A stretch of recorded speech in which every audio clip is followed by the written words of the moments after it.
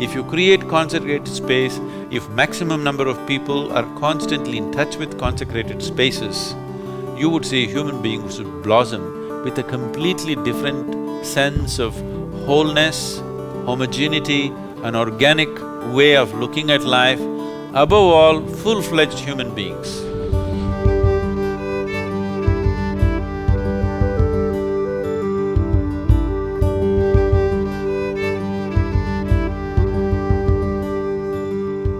What living in a consecrated space means is this Isha Yoga Center I feel like the whole space is just so energetic and so vibrant. I could just go throughout the day, keep going and keep going without even a moment of tiredness.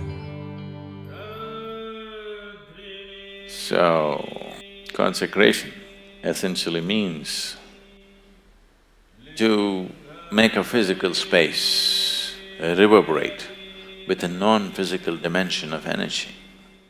In a way, that's what you are. This body is a physical thing, but right now it's reverberating with a non-physical dimension of energy, otherwise it cannot be alive for a moment. If you know how to touch this, you don't need any consecrated space because this is a consecrated space. But you're not able to touch this. So we want to create that kind of energy in a more palpable way, where you can touch it, where you can feel it. So consecration is the science of bringing that forth in such a way that it's palpable, that you can almost touch it.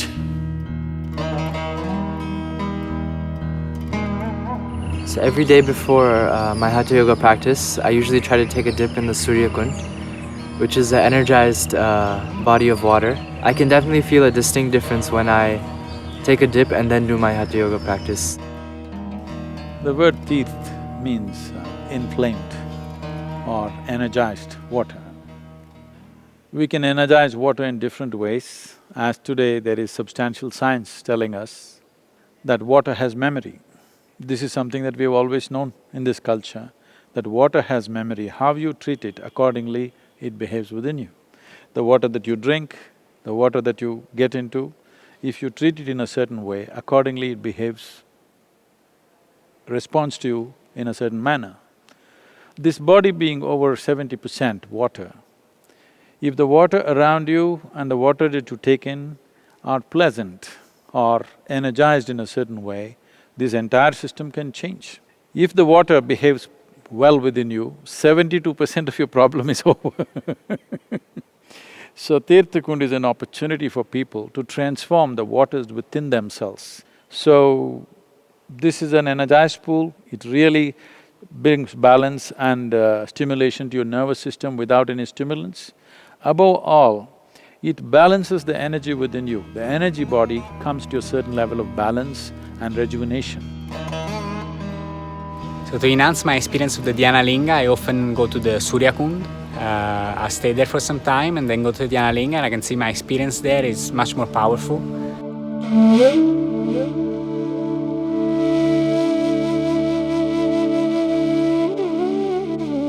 Whenever I feel overwhelmed during the program, I go directly to Dhyana Linga.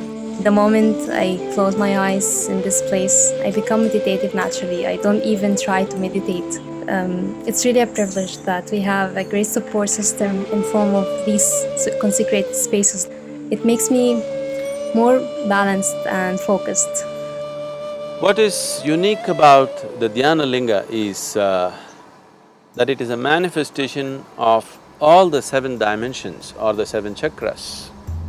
When I say all the 7 dimensions, the human physiology is constructed this way. It is a meditative force. There is no worship, there is no ritual, there are no offerings for the Dhyana Linga. All that you're required to do is sit there quietly. One has to just simply sit there to experience and imbibe the energies of Dhyana Linga. It's a live form. It has everything. As an energy body, it has everything as a peak human being would have. Only a physical body is absent, but in all other ways, it is like a living guru. So it is an opportunity for a spiritual seeker to do his sadhana in the presence of a live guru. The most fundamental thing why a spiritual seeker seeks a guru is because a guru can ignite his energies into a different dimension.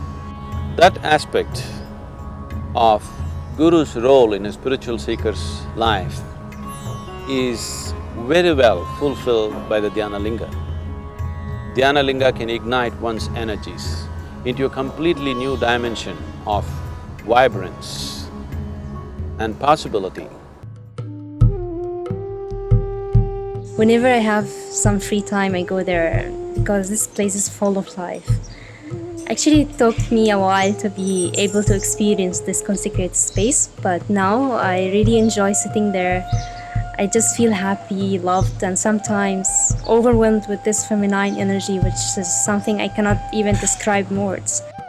I feel like a sense of protection from the Devi and also a sense of warmth, which just makes me feel really grounded and protected, and it's really nice. It's a really nice experience. If you want to experience Dhyana Linga, you need awareness, you need alertness, you need to be meditative, sitting still. But if you want to know her, you need aliveness, you need exuberance of life, you need madness of devotion. Out of the whole Isha Yoga Center, we usually spend most of our time in the Adiyogi Alayam. We eat there, we sleep there, we do our practice there. I notice whenever I'm in the Adiyogi Alayam, my practices happen in a completely different way. No one's there to really give me the correction, but somehow I have no idea how, but somehow the practices are getting corrected on their own, and just certain asanas that I really had a lot of struggle with, and like specifically Matsyendrasana, like for a very long time I had the flexibility to get my arm behind, but just a few minor adjustments and changes kind of allowed me to get in the asana, and that's something that's really unique to Adiyogi Alayam.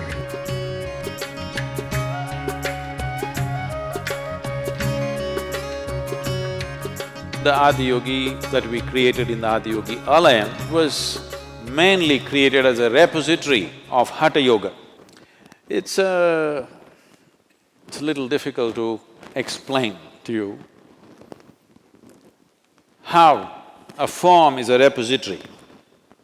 But today it should be easy for you to understand, for this generation of people, it should be easier to understand, because today you understand, you can carry a small USB and you know this stick has lot of information in it. So if this stick can store information, you can also store it in another form.